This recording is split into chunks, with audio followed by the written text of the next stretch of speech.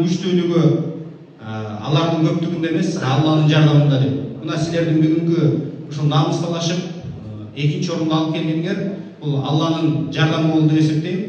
Куттуктайм баарыңарды.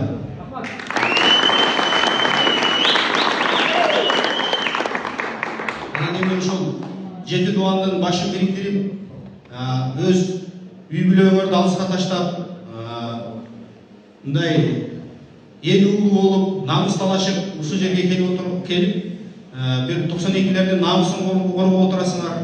Дегенде 92-лердин эмес, Кыргызстандын намысын коргогон инсансыңар. Себеп дегенде мен чет жакта көп жүрөм.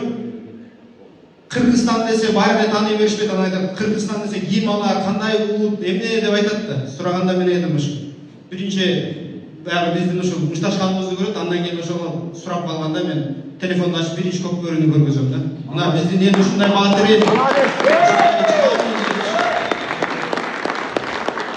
Алар көп мындай укмуштуулар, бул дегендер баягы илгерки согуштардан дагы ошондой эле зрелище турбай эле таң калышат. Чындыгы баатыр эл экенсиңер деп мындай таң калышып, сыймыктанып калышат да.